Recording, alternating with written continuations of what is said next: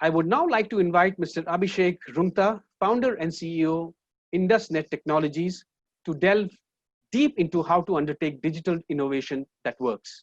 All yours, Abhishek.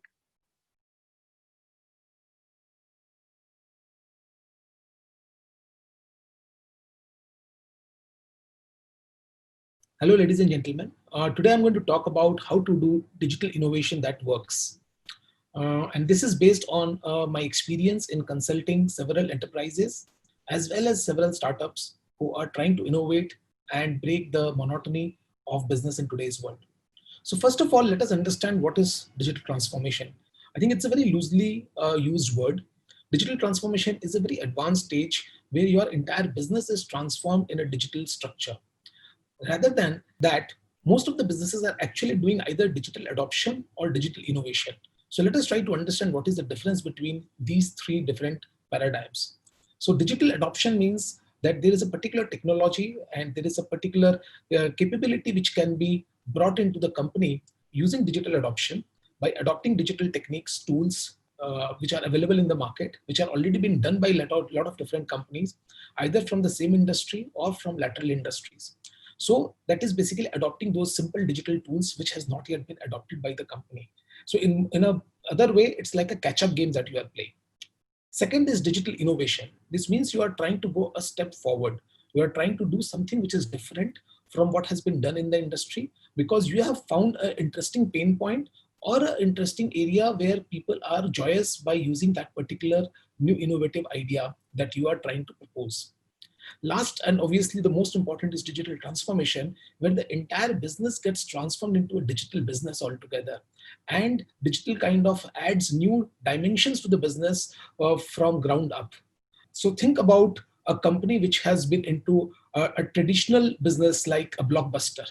Right, which is basically into CD rental. When they completely transform themselves into something like Netflix, right? That is what we call digital transformation. Everything else can be categorized into either digital adoption or digital innovation, depending upon when you actually did that job. Were you the first mover or were you a follower? Now, I just want to give you a little bit of a structure to start thinking about how the digital innovation journey has happened over years and what lies in the future. So if you see the digital technology has over a period of time, it has evolved from setting the basic infrastructure and then building the basic applications on top of that infrastructure. And now it's moving on to the data side of things. And that is why you hear a lot of noise about data and analytics. So the focus has also moved from enterprise to business functions to individuals now. Now let me explain it a little better. So when we talk about infrastructure and related enterprise focus, this means that companies started putting in supercomputers and mini computers and large networks of computers to basically improve the infrastructure of their company, to increase their processing speed inside the company, to bring in new capabilities which were not there because they were all computing manually. So we brought in computers, we brought in processing power, and that is how the enterprise side kind of evolved. The next, which was like the business functions wanted to have new functionality, new capability built into the organization, and that is where the application side of innovation happened, and which continues to happen even today. So if you see, lots of companies are building lots of new applications every day, and the objective of those applications is to basically solve some or other business function in the company. Now, if you are trying to solve a very interesting problem inside the company, either for the customer or for your internal employee, that you can count as an innovation. Right?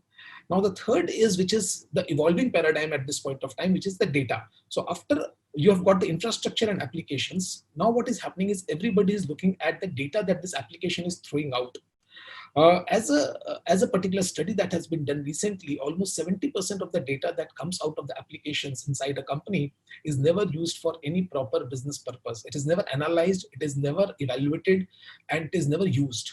And that's a huge, huge loss inside a business. So now everybody is looking at the data, that how can we actually now do innovation on the data side, and how can we look at data in different ways. And what do you do when you start looking at data? You actually start empowering individuals. Right? So you are moving from business functions to individuals who work in this business function. So why individuals? Because what actually you are doing, frankly speaking, is peeking into customers and employees' brain. right? So a lot of data that you already get inside the organization, it also allows you to peek into customers and employees' brain. You understand that what they are actually looking to achieve, what they are trying to do. And that should not only be done with the help of data, but also conversations and observations are very, very important to understand that what exactly is the customer going through, what exactly is he looking to achieve, and what is his pain points. It's very difficult for a customer to actually tell you what do they really need. Right? These things comes into the conversations when they express their frustration, or they express their joy, or they express a feeling of getting missing out on certain thing which a competitor is offering to them. So the whole idea is to have a very, very normal conversation where you try to figure out and pick the signals. And once you get the signals, you will understand their pains and joys, and this will give way to your innovations. So innovation is not something that you start with the end objective in mind.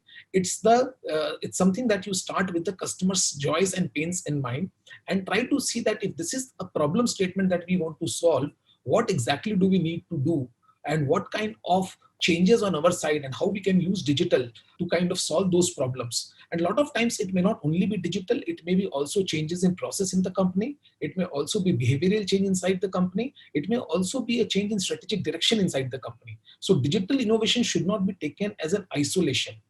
So once you have understood what are the pain points of a customer, what are the challenges that he might be facing, obviously now we have to come to a solution to that, right? Now, solution, a lot of times what happens is that you have a head of innovation in the company, and he looks at doing all the solutioning, and that, what kind of ideas can be brought to solve it.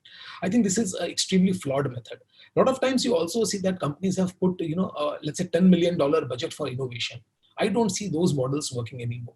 Innovation happens when you bring in a lot of people from different diversity, and that's where diversity is very, very important. When you bring these people from diverse set of departments, diverse set of facets of life into that room, and you throw the problem at them and say, see, this is a problem that what we have realized while talking to these customers, and this is why we have understood, or we feel that this is a problem. Now, what do you think? How can we solve it? And again, let us not do these conversations with digital as the center of the discussion. The solutions should be discussed first, and then we can see how digital can be applied to it. Because digital brings you certain capabilities. Digital is not the solution. It brings you certain capabilities which can help you solve certain problems in a better way. Right? So ideate in teams. Don't ideate just individually and try to say, okay, this is the problem. So X is the problem. Y is the solution. Let's move ahead. For a problem X, you may have A, B, C, D, E, F, G, H. You may have 7, 8, 9 solutions which has come from different people. And the more you ideate, the more these solutions becomes more and more concrete and more structured. Once you have these possible solutions in hand, you now start looking at, bringing these innovations to life, right? And here humbleness is very important. A lot of time people see an exciting idea and they say, okay, this is it, right? We have cracked it. We have done the best thing that can be done in the world. And that is where things starts falling out, right? Because you still don't know if that particular innovation that you have thought to solve that problem is going to work or not. So what you need to do is basically you need to start piloting those innovations. You need to do them in a small way, right? And when you're doing them in a small way and measure the effectiveness of that innovation, that how is it working, how is it impacting, what data is coming out of it, then you know what you need to change into it. So all these basic ideas that you have taken out, maybe out of 8 ideas, you will work on 2 or 3 ideas. Each of these ideas need to be implemented in a pilot way. After implementing on pilot, you should measure it continuously and iterate it to improve it and improve it and improve it, right? And do not hesitate to shelve a particular idea if it does not have the ROI. Because if it does not have the ROI and you just push it because of personal ego or because of a personal, fear of writing off a loss, then there is a big problem because it will result in a bigger loss in days to come. So pilots will provide product purpose fit, that if this is the purpose that we wanted to do and that product is fulfilling that purpose, that's great, right? Now you need to, as I said, why you measuring it? You are measuring to understand the financial feasibility of that, so that there is a product has a market fit also and a wider acceptance, not only outside the company, but also inside the company with the management, with the board, with the shareholders. They all need to be aligned with what you are trying to do eventually. So now, when you do a lot of innovation with data, what exactly this innovation leads to, right? So why you need to do a lot of innovation with data right now, right? Organizations have grown over years and they have become much more structured than what they were a few decades back. In today's organization, you know what are the functions, you know what is the infrastructure. These are all very mundane things, and these are already set. We know how to do all those things. Now, the biggest challenge, if you ask any CEO or any senior manager, they say, the biggest problem is people problem.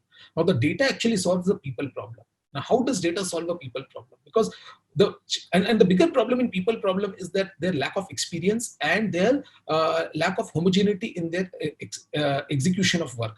So if this means that if you give a task to A, B, or C, all the three people might not be able to do the same work at the same level of quality with the same understanding. Right?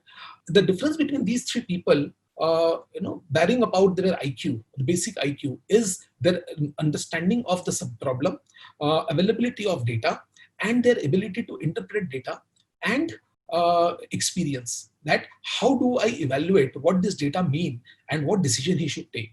And the wrong decisions are actually the biggest difference between A, B, or C as three individuals who are empowered to do the particular job. And another problem is that if you don't have empowered people, nothing moves in the organization. Nobody takes a decision. So to take decision, you need experience. You don't have all experienced people in the organization. So what does analytics do? So analytics basically gives you insights. And these insights, which are basically converting the very, very light signals that comes out of the business, right, into strong signals. It converts, it gives you an idea that, okay, if this particular data says this means this, right? Until and unless this knowledge and capability is available to each and every individual inside the company, it becomes very difficult for him to take decision with conviction.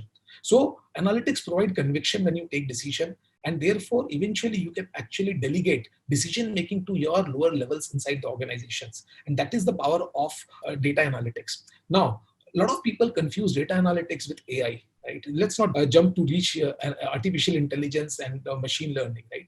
The most important thing is to first do data analytics in a proper way. That itself can create a massive amount of value for your business. Once you have done that, then obviously you need to create systems which can self-learn and which can automatically create new models and new ideas. Right? Then you go to a level of machine learning. And then eventually you evolve to artificial intelligence, and that takes time. It's not going to happen on day one or day two or day three of your becoming a data-driven organization. So you have to have patience, and you have to eventually build to that. But the beginning starts with something very simple. You have a lot of data. How do you analyze that data, and how you can actually create a data-driven organization? Obviously, creating the right innovation is not everything.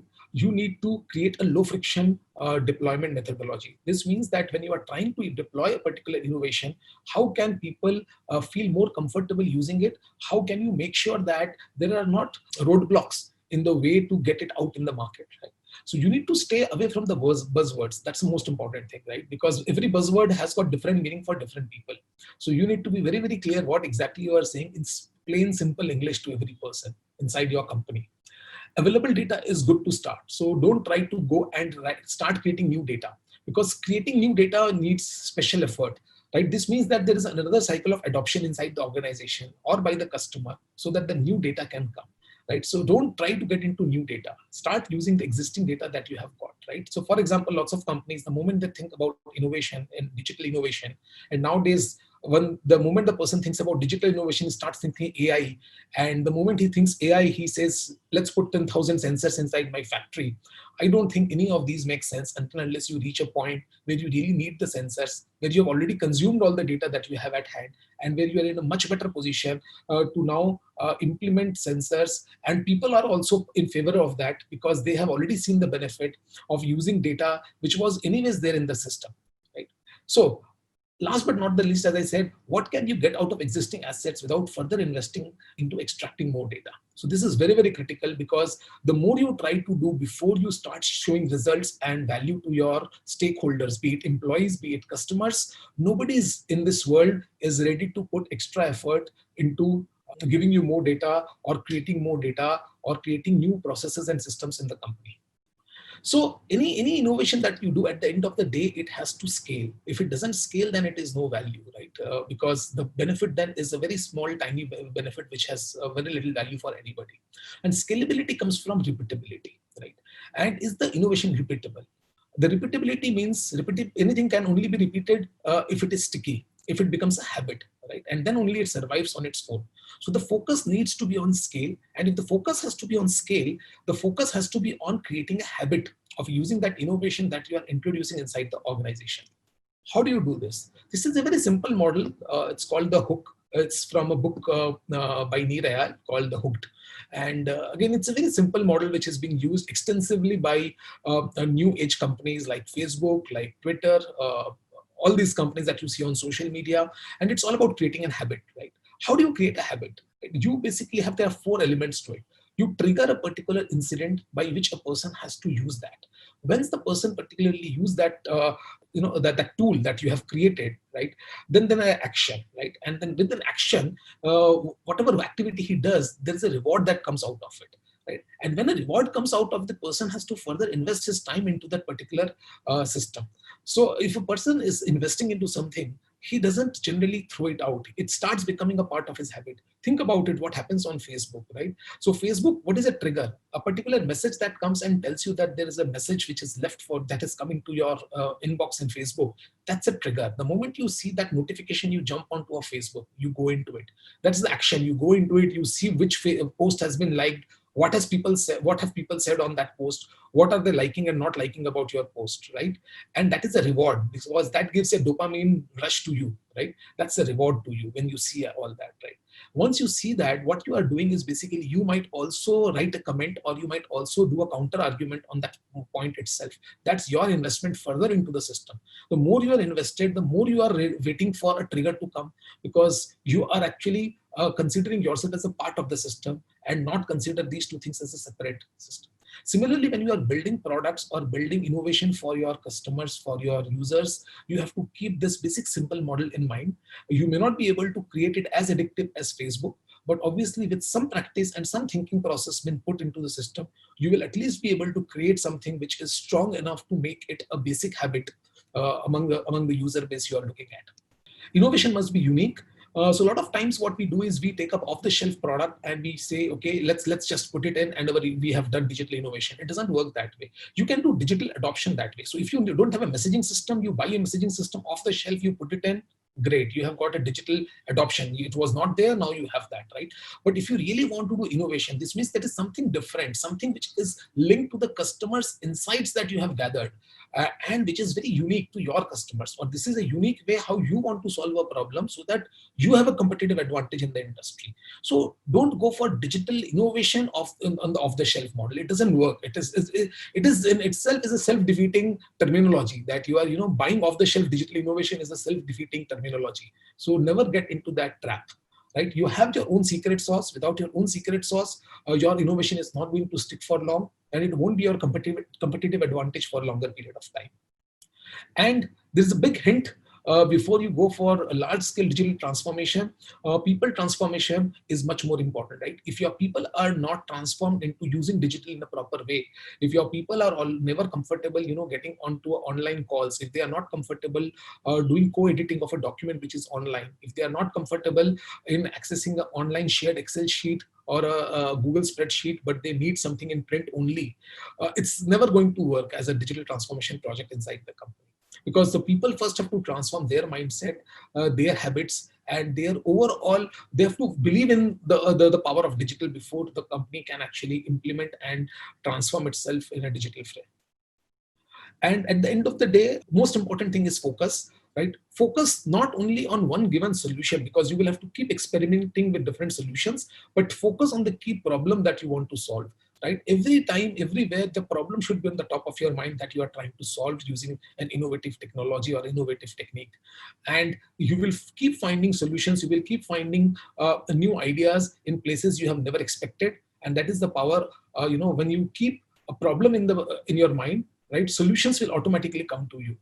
Thank you so much. I hope you enjoyed the presentation. If you have any questions, please feel free to write to me at talash@indusnet.co.in. Thank you. Thanks for that presentation, Abhishek.